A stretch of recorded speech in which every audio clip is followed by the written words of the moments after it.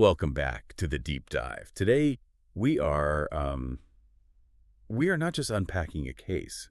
I think we're staring into the absolute abyss of the American legal system and really the media ecosystem that surrounds it. Yeah, that's a good way to put it. An abyss. For so many of us, I think the story we are covering today is a defining cultural memory. It's that moment where true crime, it stopped being this niche hobby and it just became a national blood sport. Oh, absolutely. We are talking, of course, about the death of Caylee Anthony and the trial of her mother, Casey Anthony. It's the case that changed everything. It really is. You could call it the patient zero of the social media trial. How so? Well, before this, you had O.J. Simpson, which was a huge television event, right? But that was appointment viewing. Casey Anthony was the first trial where the verdict was being, litigated in real time on Twitter, on Facebook, in comment sections. It was happening alongside the actual courtroom proceedings. I remember exactly where I was in July 2011 when that verdict was read. It honestly felt like the air got sucked out of the entire country. It did. But here's the thing. Most of us, we know the headlines. We know the name Tot Mom. We know the outrage. But when you actually dig into the source material, and we have a mountain of it today, from the Wikipedia archives, forensic reports, even updates from as recently as 2025, the machinery of why it all happened is so much more complex. It's way more complex than just the jury got it wrong. Exactly. And that's really our mission today. We need to move past the tabloid noise. We aren't here to do the whole Nancy Grace screaming match. No. We're here to understand the difference between what you could call moral guilt and legal proof. Because those are two very, very different universes, and this case is like the black hole that exists right between them. Moral guilt versus legal proof. That is going to be our North Star for this discussion because, if you just look at the timeline, your moral compass starts spinning wildly almost immediately. It goes off the charts. So let's set the stage. We're in Orlando, Florida. It's the summer of 2008. You have a 2-year-old girl, Caylee Anthony. She lives with her mother, Casey, who was 22 at the time, and her grandparents, George and Cindy. And from the outside, it probably looks like a pretty typical multi-generational suburban home. But the dynamic inside that house, it was anything but typical. So the date that matters most here, the one everything else pivots on, is June 16, 2008. Right. This is the last time Caylee Anthony is officially seen alive by her family. According to the testimony, it's the grandfather, George Anthony, who sees Casey and Caylee leaving the house on that day, on June 16th. He says it was just a normal goodbye. Just a normal afternoon. Exactly. And that is it. That is the cliff edge. From that moment on, Caylee is never seen by her family again. And this is where we enter what I always call the uncanny valley of Casey Anthony. Because if your child disappears, the normal human reaction is what? Panic. Terror. You call 911. It's immediate. It's primal. But Casey, she constructs an alternate reality. She tells her mother, Cindy, "Oh, I'm taking Caylee to the nanny." Zanny the nanny. This name becomes the central phantom of the entire case. Zenaida Fernandez-Gonzalez. A completely fabricated person. Well, a real person existed with that name, but she had no connection to the Anthonys. Casey just plucked her name out of thin air, so she claims she's dropping Caylee off with Zanny. Then, a day or so later, she adds another layer to the lie. Zanny and I are taking Caylee to Tampa for a work trip. And this kicks off the infamous 31 days. From June 16th to July 15th, for a full month, Casey Anthony does not report her daughter missing. And she's not just sitting in a room crying or worrying. That's the part that is so hard for people to grasp. She is out in the world. Living what she would later call the Bella Vita. The beautiful life. She moves in with her new boyfriend, Tony Lazzaro. She's photographed at nightclubs in a hot body contest. She gets a tattoo that says Bella Vita. Right. She's shopping at Target, renting movies. To any outside observer, this looks like a young woman who does not have a single care in the world. Meanwhile, her parents, George and Cindy, are getting this constant runaround. Oh, a constant barrage of excuses. I'm in Tampa. The reception is bad. Oh, Caylee's at the beach with the nanny. I don't want to disturb her. My phone is dying. It's just a month-long improvisation of lies. You have to wonder, though, how did this work for a month? Why didn't they just drive to her boyfriend's apartment and confront her?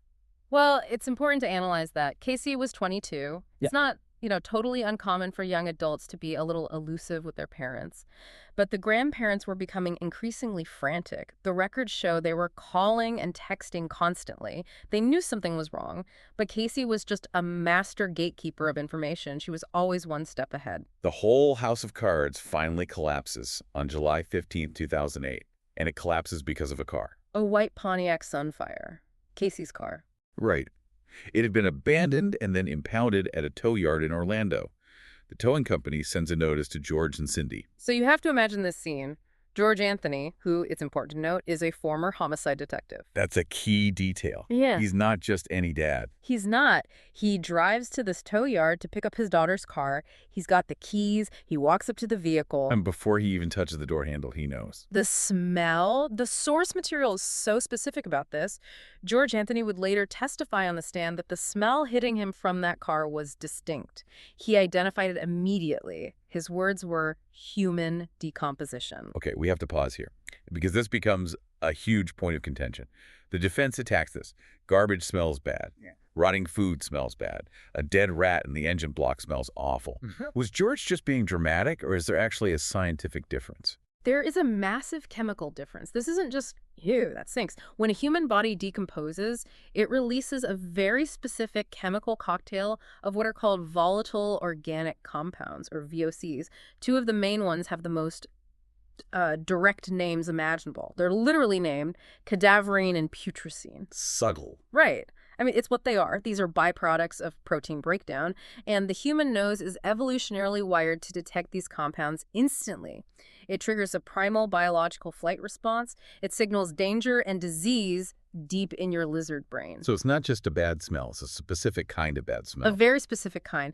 And it wasn't just George. The tow yard manager, a guy named Simon Birch, who deals with disgusting, rotting trash in cars all day long for a living, he testified this smell was unlike anything he had ever encountered in his life. He said it smelled like death. So George, bracing himself, opens the trunk, probably expecting to find the absolute worst, to find his granddaughter's body. And he finds a bag of trash. Just a normal-looking bag of household garbage, pizza boxes, wrappers, nothing.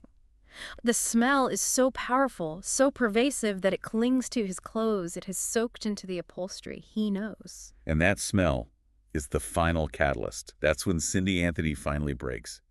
She realizes the lies about Tampa and the nanny just don't add up anymore. She calls 911. And if you have never heard this call, you should find it. It is absolutely haunting. It's the sound of a mother's denial shattering in real time. She actually makes 3 different calls, but the one that absolutely sealed Casey's fate in the court of public opinion is when she is just screaming at the dispatcher. Her voice is cracking, and she says, "I found my daughter's car today, and it smells like there's been a dead body in the damn car." Smells like dead bodies. She actually says bodies, plural. She does, and then she drops the other bombshell. She says, "I haven't seen my granddaughter for 31 days. And later, she tried to walk that back, right? What? Cindy claimed it was just a figure of speech. She did. During the trial, she tried to say she was just being hysterical, that it was a Southern expression. But you listen to that tape, it doesn't sound like a figure of speech. It sounds like pure terror. Imagine being the police officer responding to that call. You hear dead body smell plus toddler missing for a month. You are immediately thinking this is a recovery mission, not a rescue. 100%. And when the police arrive, Casey is there. And this is where you just see the sheer depth of her fabrication. She doesn't break down and confess. She doubles down. Unbelievable. She looks these officers in the eye and tells them a whole new story. She says, "My nanny, Zenaida, kidnapped Caylee on June 9th at J. Blanchard Park." Which, wait, that contradicts the June 16th date she told her parents? She's already tripping over her own lies. She's scrambling, but the police, they have to do their due diligence. They say, "Okay, let's go find Zenaida, take us to her apartment." And Casey agrees. She gets in the car and leads them to an apartment complex. They go up to the door, she points out. They knock. Nothing. They talk to the manager. The apartment had been vacant for 140 days. Strike one. But then we get the Universal Studios incident. This is the moment where I think the investigators realized they weren't dealing with a normal person. They were dealing with someone psychologically untethered. This is such a crucial scene. For years, Casey had been telling her parents that she had this great job at Universal Studios as an event planner. She would leave the house every single morning dressed for work. A complete charade. A 2-year charade. So the detectives say to her, "Okay, maybe the nanny left a clue at your office. Take us to your desk." And again, she agrees. She gets in the back of the squad car. She directs them right to the employee entrance. This detail always gets me. She waves at the security guard on her way in, and the guard waves back. Oh my God. It just shows you how committed she was to the bit. She must have been driving there every day, maybe sitting in the parking lot, just to keep up this ruse for her parents. So she walks these detectives into the administration building. They're walking down the hallway. She's pointing out offices. Oh, that's where so-and-so sits. Just making it all up. She is buying seconds. Yeah. She is literally walking herself toward a dead end. Finally, she stops in the middle of this hallway, turns around to these seasoned homicide detectives, and just the mask drops, and she says, "I don't work here." I don't work here. The nerve. It turns out she hadn't worked there since 2006. She'd been fired years ago for theft. So why does this lie matter so much to the case? It's not illegal to lie about your job. It matters because it completely destroyed her credibility. It showed the jury and the police from that very first day that Casey Anthony was capable of constructing these elaborate, long-term, high-stakes lies. If she could lie to her parents' faces every single day for 2 years about a job, I mean, looking them in the eye, taking their money for gas. Then lying about a murder doesn't seem like such a stretch. Exactly. It established her character in the minds of the jury as a pathological liar. Anything she said from that point on was suspect. So Casey is arrested. Initially, she is charged with child neglect, making false statements, and obstruction of an investigation. Murder isn't on the table yet. Not yet, because we still don't have a body. Right. And the summer of 2008 just turns into this media circus. People are searching everywhere. Volunteers are coming from all over the country. And this leads us to the real tragedy of the discovery. So let's move into segment 2. We have to talk about Roy Kronk. He's the meter reader who eventually found Caylee's remains. But the tragedy is when he first found her versus when she was actually recovered. Okay, so walk us through that. It's August of 2008. This is 2 months after the disappearance. Roy Kronk is reading meters in a wooded, swampy area just a few blocks from the Anthony family home. He sees something white in the underbrush. Something that looks like a skull. He thinks it looks like a skull. So he does the right thing. He calls the police. He reports a suspicious object. A deputy comes out to the scene. Now, you have to picture this area. It's dense Florida swampland. It's full of snakes. It's hot. It's muggy. The deputy does a quick visual scan from the roadside, says, "I don't see anything," and leaves. But Kronk was persistent, right? He called back. He calls back again days later. He is convinced he saw something. And again, it just falls through the cracks. The police are getting thousands of tips. This one gets lost. So months go by. 4 months go by. It isn't until December 11th, 2008, that Kronk is back in that same area, sees the object again, calls 911 a third time, and this time he physically leads them to the exact spot. And there, they find it. The skeletal remains of Caylee Anthony inside a laundry bag, wrapped in her Winnie the Pooh blanket. This delay. From August to December. That's the whole ball game for the trial, isn't it? It is the single most critical factor in her acquittal, no question. Because by December, after 6 months of Florida heat, humidity, rain, animals, and insects, there was no soft tissue left. It was just bones. And because it was just bones, the medical examiner, Dr. Jan Garavaglia, you might know her as Dr. G from television, she had a massive, massive problem. Dr. G is one of the best in the business. She was able to confirm it was a homicide. You know, a 2-year-old doesn't end up triple-bagged in a swamp by accident, but she had to list the official cause of death as homicide by undetermined means. Undetermined means. What does that mean in practical terms for a prosecutor? It's a nightmare. It's a defense attorney's dream come true because the prosecution has the burden of proof. If you cannot prove how the person died, it becomes significantly harder to prove who killed them and why. There was no hyoid bone fracture to prove strangulation, no bullet hole, no knife marks on the bones, no poison residue they could test for in the bone marrow, just death. So they couldn't say she was suffocated or she was strangled. They could only say she was killed. Correct. And that ambiguity is where reasonable doubt lives. But there was other evidence found with the bones. You mentioned the duct tape. Yes. A piece of duct tape was found on, or at least very near, the skull. The prosecution's theory was that Casey put 3 pieces of tape over Caylee's mouth and nose to suffocate her. And the defense's argument. The defense argued the tape was just loose in the bag. Maybe it was used to seal the garbage bag and it simply fell onto the skull as the body decomposed over those 6 months. It's plausible. And then there's the detail of the heart sticker. This is the detail that just breaks your heart. It's horrific. An FBI latent print analyst, a woman named Elizabeth Fontaine, testified that when she first examined the duct tape under special lighting, she saw the faint residue of a heart-shaped sticker. So, a sticker on the tape that was over the child's mouth. That was the implication. But by the time the tape was photographed for evidence, The residue was no longer visible to the naked eye. So the analyst is on the stand saying, I saw it, but there's no picture to show the jury. So it becomes her word against nothing. Exactly. The implication is horrific, that the killer placed a heart sticker over the mouth of the child they just murdered. It suggests this twisted remorse, or maybe an attempt to make the child look peaceful. But you can't cross-examine a residue that no one else can see. It's another piece of fantasy forensics, as the defense would later call it. Precisely. Okay, let's go back to the car for a second. Because the prosecution knew they had a weak medical case, so they tried to lean really heavily on forensic science. But they leaned on some science that was, let's be generous and call it cutting edge. The smell of death machine, that's what the media called it. This was the testimony of Dr. Arpad Vass, a respected research scientist from Oak Ridge National Laboratory.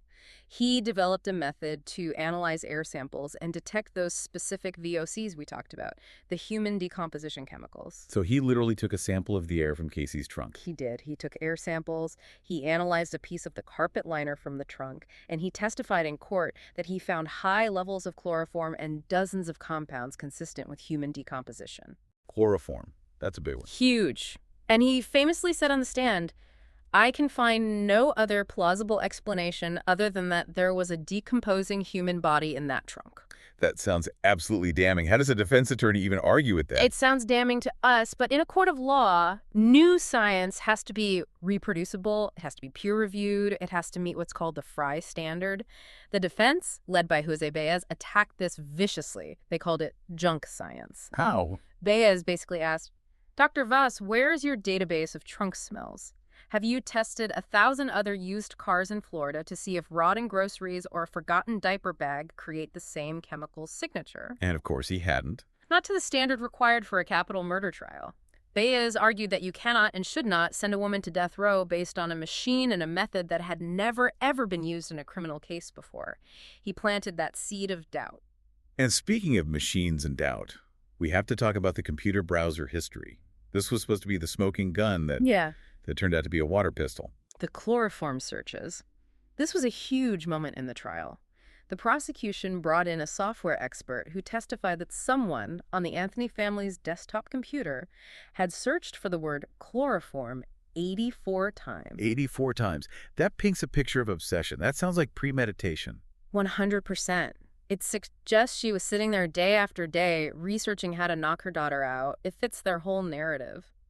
But, and this is a catastrophic error, the software designer, a man named John Dennis Bradley, realized after the trial was already underway that his software had a bug. A bug. A glitch. His software was reading the computer's history file incorrectly. It was interpreting data from the website's background code as individual search attempts. In reality, the word chloroform had been searched only once. From 84 down to 1. Down to 1, and the defense had a very convincing explanation for that one time. They argued it was Cindy Anthony, the grandmother, who had been looking up information about chlorophyll for her bamboo plants and just made a typo. So the jury hears this explosive testimony about 84 searches, but the reality is it was probably one typo. The correction didn't fully land with the same impact during the trial, but the damage to the prosecution's credibility was immense. The jurors later said they basically dismissed all the computer evidence entirely because it was just too confusing and too contested. It was a wash. So this brings us to segment 3, the trial itself. The state of Florida versus Casey Marie Anthony. It begins in May of 2011. The prosecution lays out a simple and what they think is a very relatable theory. The party girl motive. It's the Medea archetype. It's as old as Greek tragedy, the mother who kills for her own self-interest. They argued that Casey wanted the bella vita. Caylee was an obstacle to her freedom, to her boyfriends, to her fun, so she used chloroform to subdue her, duct taped her mouth, and dumped the body in the woods. It makes sense on a narrative level. It's a story people can understand. It is. It's a clean story. But then Jose Baez stands up to give the defense's opening statement. And usually, a defense attorney says something like, my client is innocent, the state can't prove their case, blah, blah, blah. Right. Standard stuff. Baez did not do that. He stood up and he dropped a nuclear bomb in the middle of that courtroom. I don't think a single person in that room saw this coming. Not a soul. Baez looks the jury dead in the eye and he says, Caylee Anthony was not murdered. She died on June 16, 2008, but it was an accidental drowning in the family swimming pool. An accident.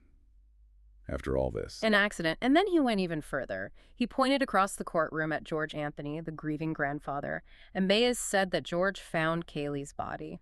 And instead of calling 911, George panicked. Baez claimed he reverted to his old cop instincts to protect his daughter Casey from a child neglect charge. So he's saying George was the one who decided to cover it up. That's what he told the jury, that George put the duct tape on to stage it, that George was the one who hid the body in the woods. He accused the grandfather, the man who had been on TV begging for his granddaughter's return for 6 months, of being the one who disposed of her body. It was an unbelievably high-risk, high-reward strategy, but look what it does. It solves the undetermined means problem.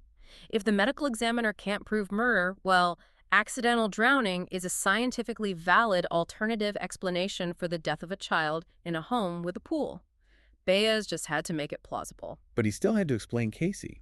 If it was just a tragic accident, why did she go out partying? Why didn't she cry? Why all the lies? This is where the story got incredibly dark and, frankly, disturbing. Baez claimed that Casey's bizarre behavior was a trauma response. He alleged that Casey had been sexually abused by her father, George, and her brother, Lee, since she was a child. He brought sexual abuse allegations into a murder trial. He did. He argued that this abuse created a specific psychological profile. He said Casey learned to lie to survive. She learned to compartmentalize trauma. He told the jury her lack of emotion wasn't guilt. It was a coping mechanism she developed over years of abuse. So he's basically telling the jury, don't look at her partying as the behavior of a killer. Look at it as the behavior of a victim. Exactly. He completely reframed her unlikability as a symptom of victimization. It was a masterclass in narrative control. And this is where he coined that phrase, fantasy forensics. It was a brilliant rhetorical device. He used it over and over again. He'd tell the jury, the state has no DNA connecting Casey to the body. They have no fingerprints. They have no cause of death. So they have invented a fantasy for you. They have a magic smell machine. They have magic invisible stickers. They are asking you to use your imagination because they don't have evidence. He basically forced the jury to choose between two stories. A prosecution story based on circumstantial evidence and questionable science, or a defense story based on a tragic accident and a lifetime of trauma. And then Cindy Anthony took the stand. And this, for me, is the moment the state well and truly lost the case. Cindy, the grandmother who made the 911 call. The very same. Remember that one chloroform surge? The state desperately needed that to prove premeditation. Cindy gets on the stand, under oath, and claims she was the one who did the search. Even though the evidence suggested otherwise. Yes. Even though her work computer records showed she was logged in at her office at the exact time the search was made from the home computer, but she insisted. She said, I looked up chlorophyll from my bamboo, and then I must have accidentally searched for chloroform. She perjured herself, plain and simple, to save her daughter from the death penalty. What does it do to a jury? It creates just enough reasonable doubt. The jury now has to think, well, the state's timeline is wrong. The grandmother is lying to us. Who knows what really happened in that house? Maybe it was Cindy. It muddied the waters completely. So all of this leads to the verdict. Segment 4. It's July 5, 2011. The jury has been sequestered for weeks, hearing all this testimony. They go back to deliberate. How long were they out? Less than 11 hours. 11 hours. After a 6-week, incredibly complex trial, that usually means a swift conviction. That's what everyone in the world thought. The news anchors were all preparing for a guilty verdict. Nancy Grace was ready to pop the champagne. The crowds outside the courthouse were ready to cheer.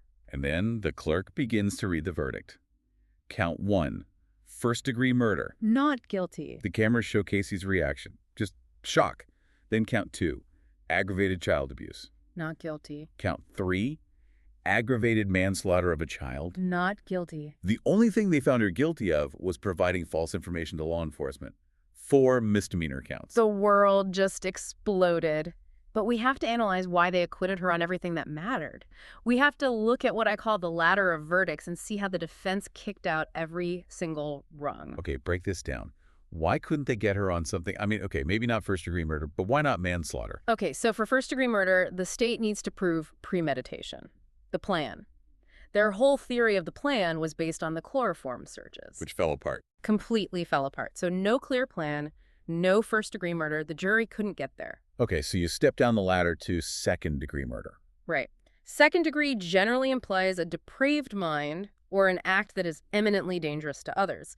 But again, Baez offered the accidental drowning theory. If you believe there's even a chance that Caylee drowned by accident, it's not second-degree murder. It's a tragedy. So that created reasonable doubt for second degree. What about aggravated manslaughter?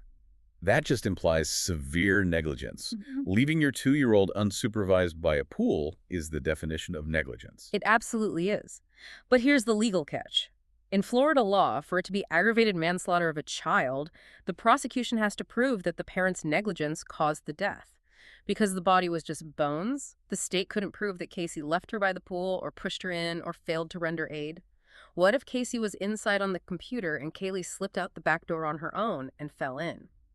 It's a horrible, tragic accident, but it might not meet the high legal bar for culpable negligence required for a homicide conviction. So the undetermined cause of death basically blocked them on every single rung of that ladder. It blocked everything, precisely.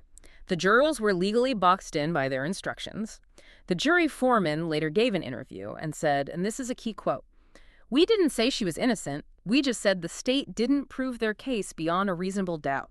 It reminds me of that Scottish verdict you've mentioned before. Not proven. In Scotland, their system has 3 verdicts: guilty, not guilty, and not proven. Not proven basically means we are pretty sure you did it, but the prosecution messed up their case. Marcia Clark, the prosecutor from the O.J. Simpson trial, said that's exactly what this was. The jury followed the judge's instructions to the letter. If you have reasonable doubt, you must acquit. And they had reasonable doubt about how Caylee died. So Casey Anthony is acquitted of killing her daughter. Yeah. She gets sentenced to 4 years for the lying charges, but with credit for the 3 years she'd already served awaiting trial. She's scheduled for release just days later, on July 17, 2011. And she walks out of jail and into a country that hates her more than perhaps any single person in America at that moment. Which brings us to segment 5, the social media trial of the century. Because the public reaction to this verdict was, it was genuinely terrifying. It was a digital lynch mob. And you have to give the credit or the blame to the media landscape of 2011. This was the absolute peak of HLN, the headline news network. And the peak of Nancy Grace. Nancy Grace built her entire career on this case. She was the one who coined the dismissive, demeaning term Tot Mom. She was on television every single night for years screaming for justice for little Caylee. When the verdict came in, her on-air reaction was just, "The devil is dancing tonight." And the millions of people listening to her every night, they felt personally betrayed by the verdict. They had convicted her in their minds. It was the CSI effect colliding head-on with legal reality.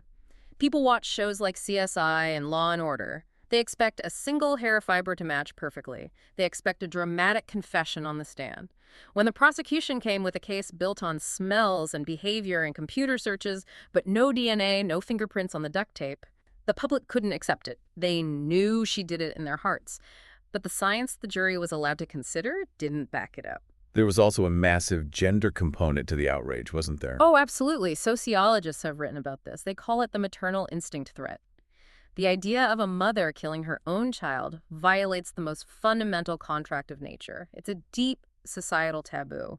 For many women, seeing Casey Anthony partying while her child was dead wasn't just a crime. It was a personal insult to the very concept of motherhood. That's why if you look at the pictures of the crowds outside the courthouse, they were predominantly women. The social media traffic was unbelievable. News sites were crashing. Facebook posts were hitting 10 per second. It was the birth of trial by social media. So the trial ends, but the story is nowhere near over. Let's move to segment 6, the aftermath. Because there are things we know now that the jury didn't know then. And this is the part that, it keeps me up at night. The Firefox evidence. Explain this. Because it sounds like a technicality, but it's absolutely huge. Okay, so in 2012, a year after Casey is a free woman, a local TV station in Orlando gets the case files. And a digital forensics expert they hired is going through the hard drive data from the Anthony computer. He discovers that the sheriff's investigators had missed an entire browser history. They checked Internet Explorer. They didn't check Mozilla Firefox. What was on the Firefox browser history? On June 16, 2008, the day Caylee was last seen alive, at 2:51 p.m., someone on the Anthony home computer searched for the phrase foolproof suffocation. Foolproof suffocation. And then moments later, clicked on an article about suicide methods that discussed using plastic bags. And this was on the day she disappeared, before George Anthony would have even come home from work. The timing strongly suggests it was Casey at the keyboard. Now, Jose Baez, in his book Later, tried to argue that perhaps George was home for lunch and was contemplating suicide. But if the jury had seen a search for foolproof suffocation on the day of the death. That completely destroys the accidental drowning theory. You don't Google suffocation if your kid accidentally falls in the pool. Exactly. It implies method. It implies intent. It is the smoking gun that stayed in the digital holster until it was far, far too late. Caylee remains free. She's had to live in hiding for the most part. There were endless civil suits. Oh, everyone sued her. Zenaida Fernandez-Gonzalez, the real woman whose name she used, sued for defamation because her life was ruined by being falsely named as a kidnapper. Roy Kronk sued because the defense team implied he moved the body. A search group called Texas EquiSearch sued for fraud, saying they spent over $100,000 searching for a child Caylee knew was already dead. So she had to file for bankruptcy. Yep, filed for bankruptcy in 2013 to manage all those liabilities. And now, we come to 2025. There's a new update, and honestly, it feels like something out of Black Mirror episode. It is deeply surreal. On March 1st, 2025, Caylee Anthony launches a TikTok account. A TikTok account. The woman who was vilified and nearly destroyed by the first wave of social media is now trying to harness the new wave for her own purposes. She is pivoting. She announced she wants to rebrand herself as a legal advocate. She's launching a Substack newsletter. She says she wants to help women who are wrongfully accused and advocate for LGBTQ rights. She is attempting a full rebrand. A full rebrand. And you have to look at the strategy here. She isn't trying to win over the Nancy Grace generation. They're a lost cause for her. She's trying to appeal to Gen Z, to a younger audience that may not remember the trial as vividly. She is framing herself as a survivor of a corrupt system, a survivor of media persecution, and a survivor of abuse. And in her recent docuseries and interviews, she has also claimed that her pregnancy with Caylee was a result of a rape at 18. Yes, adding yet another layer to her victim narrative. It creates this massive cognitive dissonance for the public. You have a woman who is convicted of lying to police multiple times, now asking the internet to trust her as a source of truth and advocacy. But in the modern creator economy, does truth matter more? Or does engagement matter more? And that is the cynical but probably correct 2025 answer. Engagement is currency. Her TikTok launch got millions of views instantly. Whether those are people hate watching her or supporting her, she has a platform. She's relevant again. So let's try to bring this deep dive to a close. We have covered so much. The lies, the smell, the science, the trial, the verdict, the aftermath. What is the final takeaway? The takeaway is incredibly uncomfortable. We want the justice system to give us truth with a capital T. We want it to give us closure. But the justice system isn't designed to find metaphysical truth. It is a system designed to determine if the state, with all its resources, has proven its specific case beyond a reasonable doubt. And in this instance, you could argue the system worked exactly as it was written on paper. You could. The jury looked at a mountain of circumstantial evidence, some of it shaky, and they said, this isn't enough to execute someone. That is the system protecting the rights of the accused from the power of the state. But the result of that process is that a 2-year-old girl was thrown in a swamp, and no one was ever held legally accountable for her death. That is the fundamental paradox. A not guilty verdict protects our rights as citizens, but sometimes it denies us a sense of justice. And we as a society just have to live with that tension. So as we leave you today, I want you to think about that foolproof suffocation search. The evidence the jury never heard. Think about that Scottish verdict of not proven. And ask yourself this. In the case of Caylee Anthony, did our justice system work perfectly? Or did it fail completely? It's a question that doesn't have a simple or a happy answer. Thank you for diving deep with us. This was a heavy one. Stay curious. We'll see you next time.